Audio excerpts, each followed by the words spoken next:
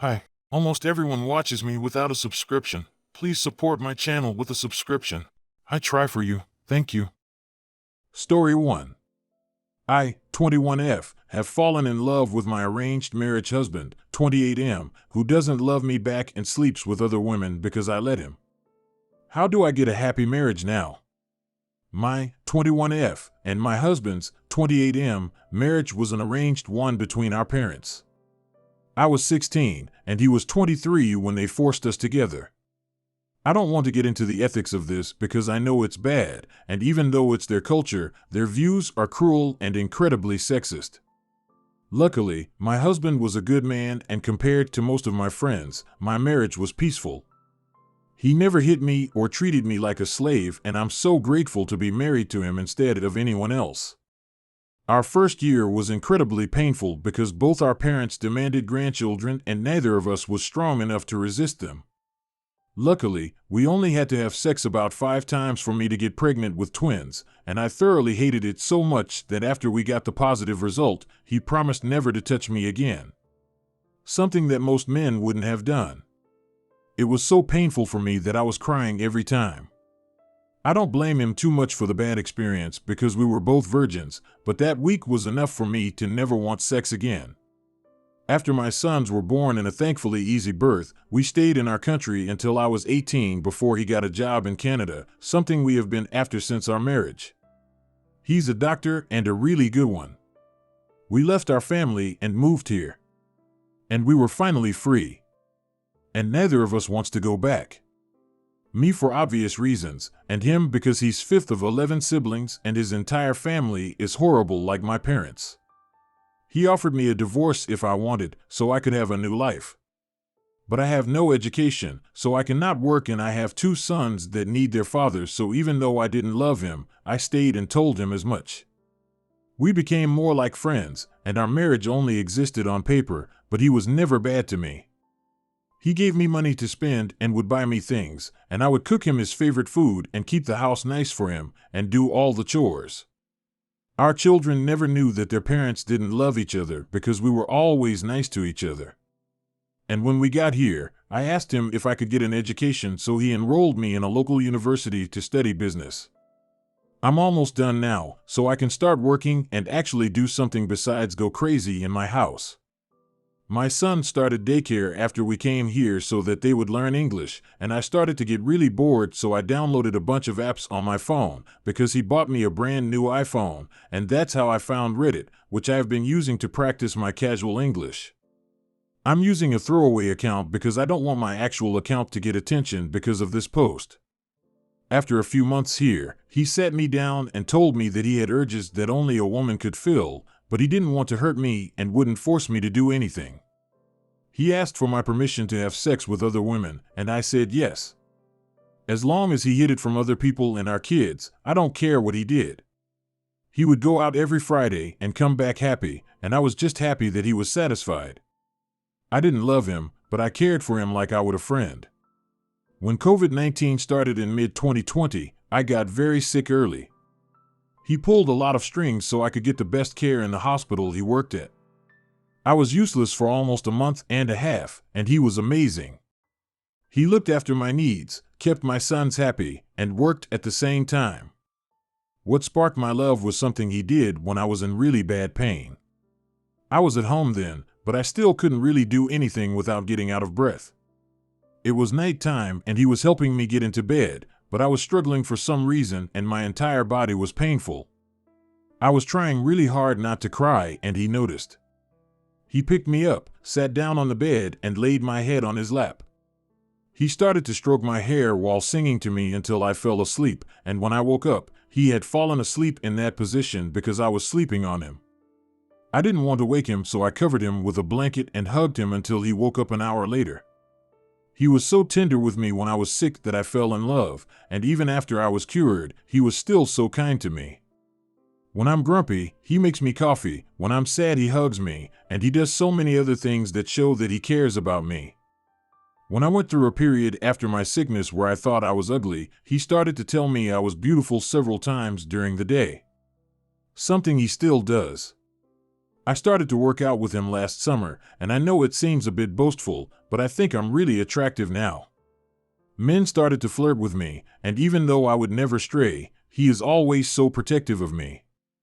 It just makes me love him more. And he's so good to our sons too. So patient and helpful, even though it's not his duty. I don't remember a single conversation I had with my father where he didn't yell at me. But when my husband talks to my sons, he is so gentle and kind. But he doesn't love me. I was touching him a lot more, and he started to hug me before work, and after I asked, he even started to sleep in the same bed and cuddle me. He rests his head on my chest and I pet his hair until he falls asleep, and even the way he breathes on me is just perfect. I don't know how to describe it, but I think he looks the most attractive while asleep in my arms. COVID was the best thing that ever happened to me because I fell in love with my husband. But after the lockdown ended, he started to go out every Friday again. And every time he leaves after our children go to sleep, my heart would hurt. I hate that he sleeps with other women, even though it's my fault. And I know that he would stop if I asked, but it would be selfish of me to deny his urges when I can't satisfy him. He even asked me after lockdown ended if I was okay with him still going out. And I wanted to say no, but I said yes and then ended up crying myself to sleep while holding his shirt that Friday night. A few weeks ago, I followed him and watched him go out for dinner with a beautiful blonde woman. They were flirting so much, and they had sex in his car while I spied on them. We have 3 cars, and he uses that one only for his dates, so that me and my sons will never notice anything. Then they went to a cheap hotel with her for 3 hours. They were on the first floor with the window open, and I watched them do so many things, in so many positions that I felt dirty for spying. But I was also so jealous of that woman. He texted me that he was coming home, something he always does even though I'm usually asleep. I drove back home before he came out and made him a snack. He was surprised that I was awake and asked if I was waiting for him, and I asked him how it was. He was uncomfortable talking about it, but I just wanted to know more, so he told me everything. Her name, that he tries to hire her at least once a month, what they do, and so much more. He calls a company and he hires a girl from them every weekend. He tries to get the blonde because she's his favorite because she never says no to anything he asks. I want him to do all those dirty things to me, but at the same time I remember how much it hurt, and I don't want to do it. If I tell him that I love him, I know that he would stop going out, and he won't be as happy. And I also don't know how to have sex because the last time I did it was when I was 16. He won't enjoy it with me because I can't do the things I saw the other woman do. But watching him enjoy other women from the side because I gave him permission stabs my heart every time he goes out. How do I tell him that I love him without hurting myself or making him less happy? TLDR, I fell in love with my husband, who I am in an arranged marriage with, except I hate sex and gave him permission to sleep with other women. Now I don't know how to tell him I want him to stop. Story 2. I, 27M, met a girl, 27F, who used to bully me when we were little. Now she is asking me out and I don't know what to do. I, 27M, was heavily bullied since the beginning of kindergarten until the end of middle school when I transferred in a different town. My classroom had 15 children, me excluded. Out of these 15, 7 of them used to bully me constantly and the other 8 simply ignored what was happening. Out of the 7 bullies, 4 did some particularly heavy shit. I will call them the B team. You can guess what B stands for, while the other 3 did some random lighter things, throwing paper scraps at me, stealing pencils and things like that. I will call them the C team, or acted as followers for the B team. What the B team did to me scarred me for life and I had to go to therapy to deal with it. If I met them today, I would make them pay for everything they did to me. My hatred for the C team is not nearly as big, but it's still vivid. Until last year, I couldn't bring myself to forgive anybody in that classroom, both teachers and students, for doing nothing to help me when the B team was tormenting me. Last year, though, my hatred started to fade following some serious events in my life. Sorry, I won't share what events. When I transferred, I swore to myself I would never go back to that town or talk to any of them ever again.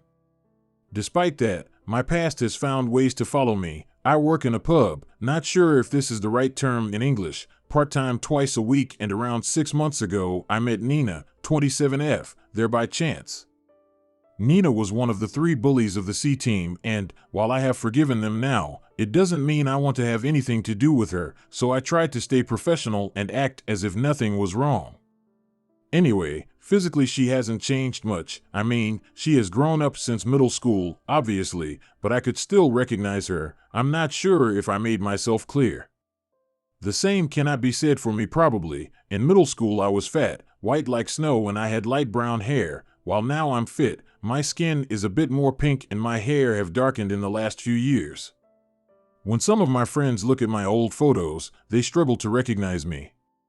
We didn't talk for much as I was working, and she initially didn't recognize me, but when one of my colleagues called me to ask me something, she connected the dots. I have a particular name that is rare in our country, as it's really old-fashioned and nobody uses it anymore. Imagine, I don't know, being called Aristotle today.